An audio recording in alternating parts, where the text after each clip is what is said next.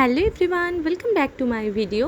আজকে আমি তোমাদের সাথে শেয়ার করছি আমার একটা 1/2 পাউন্ড 2-in-1 ফ্লেভারের কেক।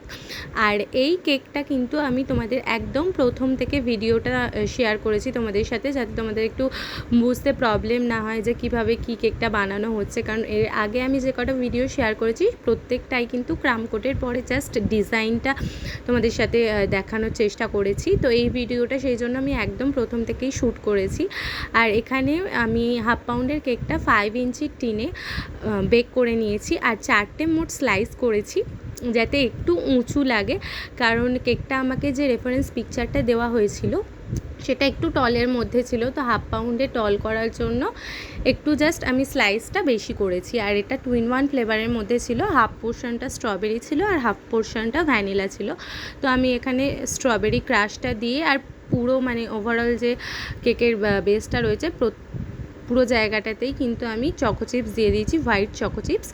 আর পুরো কেকটা আমি ফার্স্টে ক্রাম কোটটা করে নিচ্ছি এখানে, আর হাফ যে পোর্শনটা ভাগ করে নিচ্ছিলাম আমি একটা মার্ক করে রেখেছিলাম যাতে আমার বুঝতে সুবিধা হয় যে কোন দিকটা কি আর কি। কারণ ক্রাম কোট করার সময় ক্রিম দিয়ে দিলে তো আর বোঝা যাচ্ছিল না যে কোন দিকটা কোন ফ্লেভার রয়েছে। তো ওভারঅল ক্রাম কোট করার পরে আমি বোর্ডটাকে একটু ক্লিন করে নিচ্ছিলাম, দেন একটুখানি ফ্রিজে সেট হতে দিয়ে তারপরেই একদম ফাইনাল ফিনিশের জন্য কিন্তু এখানে ফাইনাল ক্রিম কোটটা করে নিচ্ছি। আর এই কেকটা আমাকে অর্ডার দিয়েছিল একটা দিদি, আর সে আমার থেকে আগেও কেক নিয়েছে, বলা যায় রিপিটেড কাস্টমারই আমার। আর এই যে দিদিটা আমাকে কেকের অর্ডারটা দিয়েছিল এদের কিন্তু একটা গ্রুপ আছে, দিদি তাদের একটা গ্রুপ আছে, আমি যে ব্যাচে আগে পড়তাম তো ওখানকারই 2-4 জন দিদি আছে। তো ওরা গ্রুপের জন্য কেকটা নেয়, আবার নিজেদের কোনো পার্সোনাল পারপাসেও কেক কিন্তু আমার থেকে নিয়ে থাকে।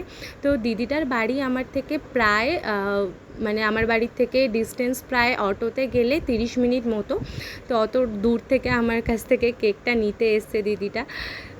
কেকটা কেমন হয়েছে তোমরা অবশ্যই কিন্তু জানিও, আর ফাইনাল লুকটাও কিন্তু তোমাদের সাথে লাস্টে শেয়ার করে দিচ্ছি।